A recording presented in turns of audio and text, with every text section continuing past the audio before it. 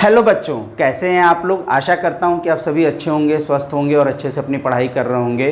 तो बच्चों, आज जो टॉपिक मैं पढ़ाऊंगा वो है रियल नंबर्स या वास्तविक संख्याएं, है ना। ये 9th और 10th क्लास के बच्चों के लिए स्पेशली मैंने बनाया है। मुझे किसी बच्चे ने रिक्वेस्ट भेजी थी। तो चलिए सबसे पहले समझ लेते हैं कि रियल नंबर्स या वास्तविक संख्याएँ क्या होती हैं। All rational and irrational numbers are called real numbers, या जिसको हिंदी में बोलूं कि सभी परिमेय एवं अपरिमेय संख्याएं वास्तविक संख्याएं होती हैं। परिमेय हम रैशनल नंबर्स को बोलते हैं और अपरिमेय हम इर्रेशनल नंबर्स को बोलते हैं। तो सबसे पहले समझते हैं कि रैशनल नंबर्स क्या होते हैं। रैशनल नंबर्स, ठीक है, या परिमेय संख्याएं। तो रैशनल, अगर मैं इसको ध्यान से देखूं तो इसमें क्या है, RATIO, रेशियो आ रहा है। और रेशियो में पता है कि अगर दो नंबर्स के बीच रेशियो होगा, तो सपोज अगर यह है 1:2, तो हम इसे किस फॉर्म में लिखते हैं, 1/2, यानी कि फ्रैक्शन की फॉर्म में। तो कोई भी वो नंबर जिनको हम फ्रैक्शन की फॉर्म में लिख सकें वो हमारे क्या होते हैं, रैशनल नंबर्स।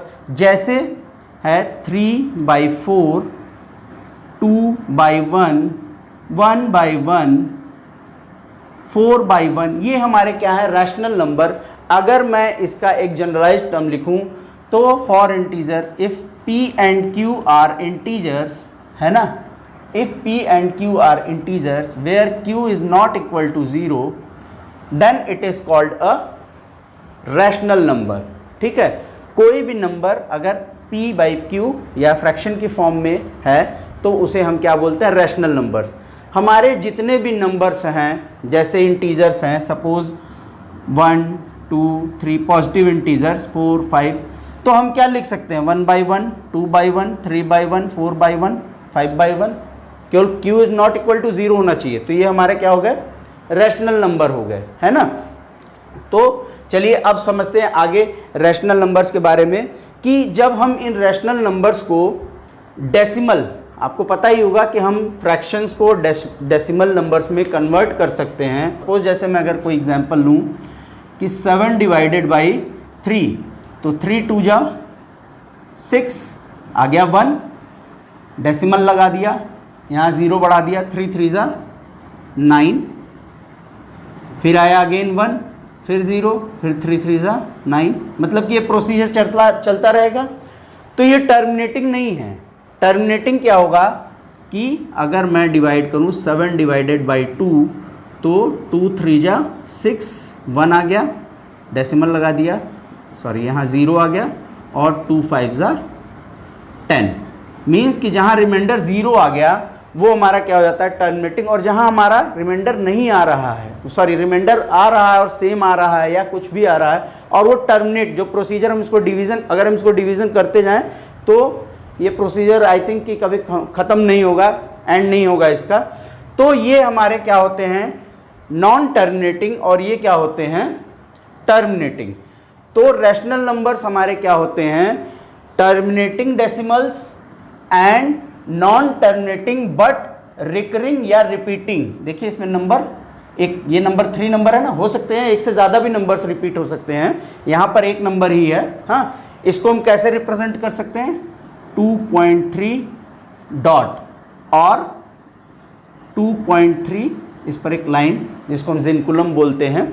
तो ये स्पेसिफाई करता है कि ये नंबर रिपीट हो रहा है। अगर यहाँ पर माइट भी 2 नंबर होते जो रिपीट हो रहे होते, या 2 से ज़्यादा नंबर हो रहे होते, हाँ, फिर उसके बाद वो अगेन रिपीट हो रहे होते, तो हम इसको ऐसे लिख सकते हैं। बट हमें ये अच्छी तरह समझ लेना है कि जो हमारे रैशनल नंबर्स होंगे वो टर्मिनेटिंग होंगे और नॉन टर्मिनेटिंग होंगे, बट रिकरिंग मीन्स कि नंबर रिपीट हो रहे होंगे। टर्मिनेटिंग डेसिमल हम कैसे फाइंड आउट कर सकते हैं कि अगर जो भी रैशनल नंबर है, सपोज P/Q की फॉर्म में है, ठीक है, तो इसका जो डिनोमिनेटर है, हाँ, इसका डिनोमिनेटर है जो है, उसके जो प्राइम फैक्टर्स हैं 2m एंड 5n, m और n कुछ भी हो सकते हैं, 0 भी हो सकता है, यहाँ भी 0 हो सकता है, यहाँ भी 0 हो सकता है।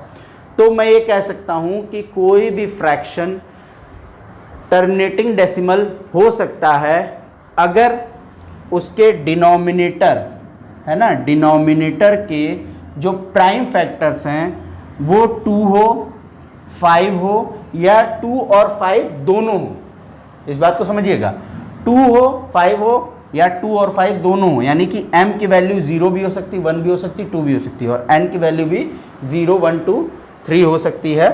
तो ठीक है, इससे समझ में आया। जैसे अगर मैं लूँ कि 2/25, तो इसके अगर मैं प्राइम फैक्टर्स देखूं तो 25 के क्या हो जाएंगे, 5 × 5 मीन्स 2/5²। तो ये टर्मिनेटिंग है, ठीक है। दूसरा अगर कोई मैं लूँ कि 3/8, ठीक है, तो ये क्या हो जाएगा 3/2⁻³ या 2³ तो भी ये क्या है, हमारा टर्मिनेटिंग है। अब अगर जहाँ दोनों हो, ठीक है, दोनों हो तो भी टर्मिनेटिंग होगा। सपोज जैसे है मैं लूँ 331/100। बच्चों अगर हम 100 को फैक्टराइज करें यहाँ पर तो ये क्या हो जाएगा 2 × 2 × 5 × 5। इट मीन्स कि ये क्या हो जाएगा 31/2² × 5²। तो ऐसा कोई ज़रूरी नहीं कि दोनों के जो एक्सपोनेंट्स हैं वो इक्वल होने चाहिए, अलग भी हो सकते हैं, तो भी ये भी क्या है, डिविजिबल है या सॉरी टर्मिनेटिंग है। आप तो अच्छी तरह से जानते होंगे कि अगर 100 है तो हम क्या कर सकते हैं, सीधा सीधा इसको लिख सकते हैं, है ना। तो चलिए ठीक है, अब आगे देखते हैं।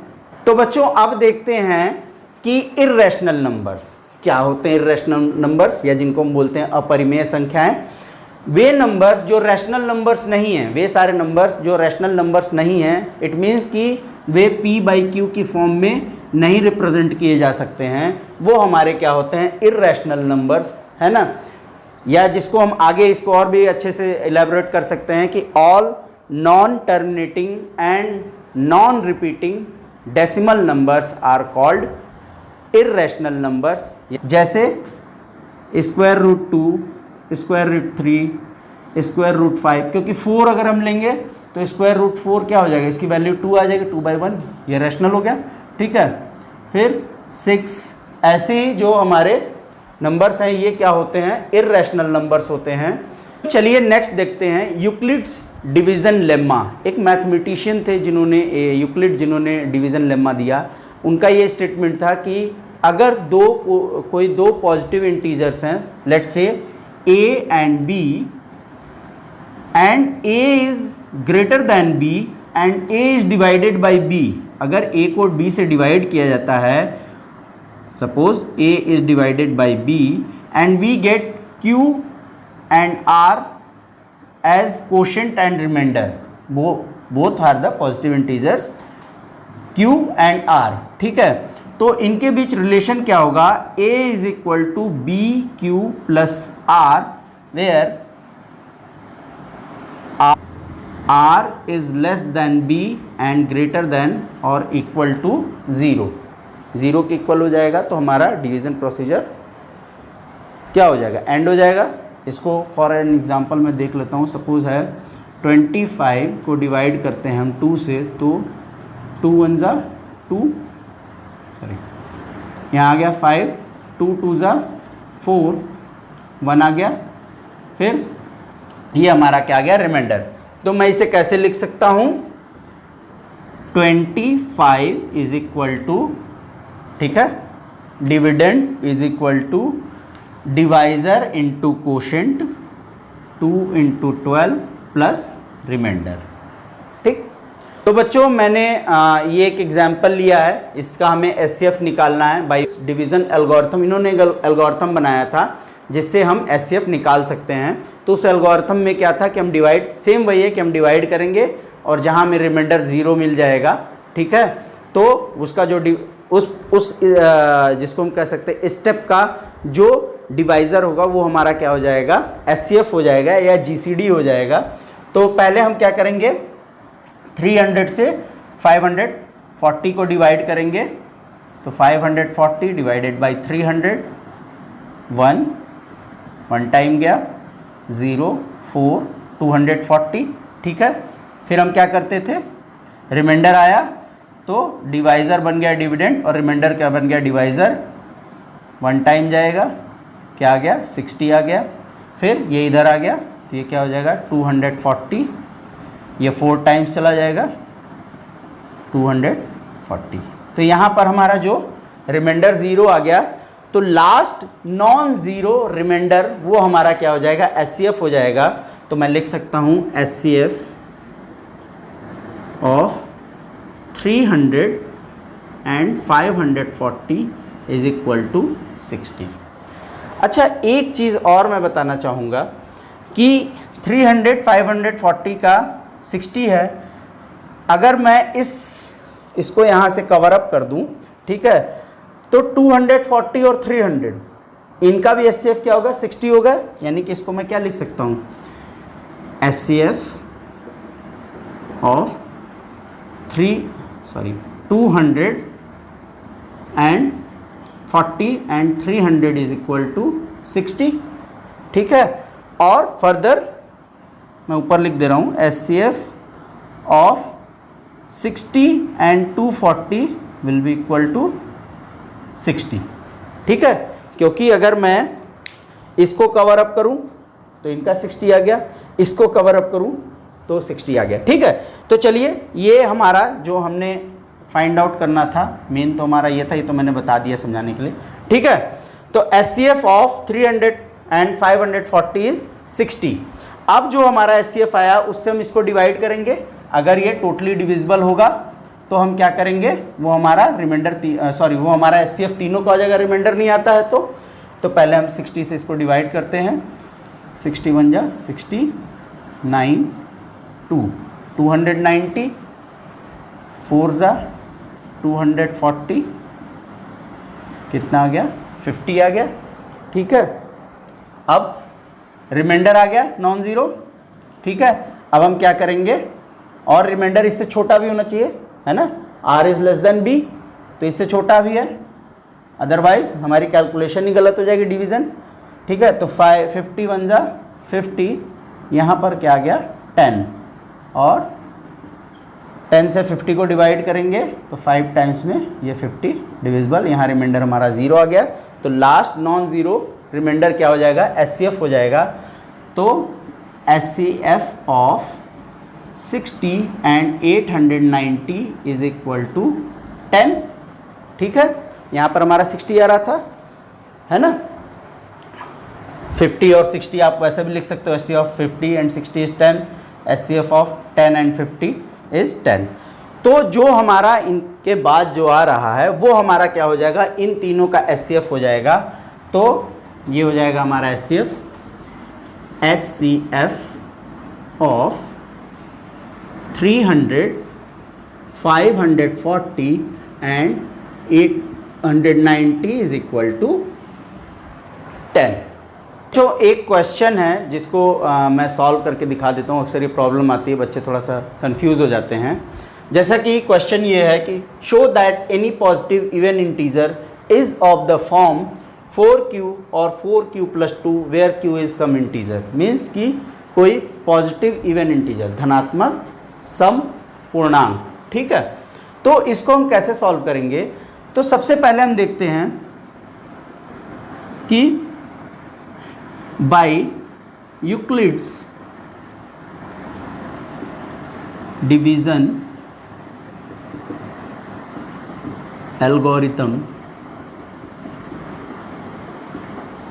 A is equal to BQ plus R, ठीक है। अगर डिवीजन एल्गोरिथम देखें यूक्लिड की तो A is equal to BQ plus R। अगर हम यहाँ पर लें Q हमारा क्या होगा 0 से बड़ा होगा, और जो R होगा वो क्या होगा ग्रेटर देन और equal to 0 and less than 3, ठीक है, क्योंकि यहाँ पर 2 है ना, तो it will be less than 3, ठीक है। तो अब हम क्या करेंगे कि पहले हम R की वैल्यू क्या करेंगे, इसमें 0 रखेंगे, ठीक। तो अब जैसा कि यहाँ पर 4 है, हाँ, तो हम क्या करेंगे B की वैल्यू हमारी क्या हो जाएगी 4 हो जाएगी। तो ये क्या हो जाएगा A is equal to 4 Q when R is equal to 0, और क्या हो जाएगा A is equal to 4Q plus 1 when R is equal to 1, ठीक है, और A is equal to 4Q plus 2 when R is equal to 2, ठीक। अब अगर मैं ध्यान से देखूं तो ये क्या है हमारा, इवन है, पॉजिटिव इंटीजर, इसको मैं शॉर्ट में लिख दे रहा हूं, ठीक है, क्योंकि 4 इसका मल्टीपल है ना, Q का मल्टीपल है, तो अगर Q कोई भी नंबर होगा, हाँ, और 4 हमारा 2 का भी मल्टीपल है, तो 4 अगर Q कोई भी नंबर होगा तो ये नंबर 2 से डिविजिबल होगा, इट मीन्स कि ये इवन पॉजिटिव इंटीजर है। बट यहाँ पर देखें तो 1 है, अगर 1 हम ऐड कर देंगे तो ये हमारा पॉजिटिव इंटीजर नहीं होगा, सॉरी इवन पॉजिटिव इंटीजर नहीं होगा, ये हमारा क्या हो जाएगा, ऑड पॉजिटिव इंटीजर, ठीक है। और लेकिन यहाँ पर हमारे थर्ड कंडीशन में क्या है, 4Q प्लस 2, तो 2 है तो 2 इसमें ऐड हो जाएगा तो भी ये इवन हो जाएगा, तो ये हमारा क्या हो जाएगा, इवन पॉजिटिव इंटीजर, ठीक है बच्चों। तो अगर ऐसी प्रॉब्लम आती है, हाँ, तो यहाँ पर 4 है या 6 है या 2 है, तो आप B की वैल्यू वो ले लो, और R की वैल्यू अगर यहाँ सिंपली 0 है, 0 to 2 है, तो R के का जो रेंज है हम क्या ले लेंगे, 0 to <3, ठीक है।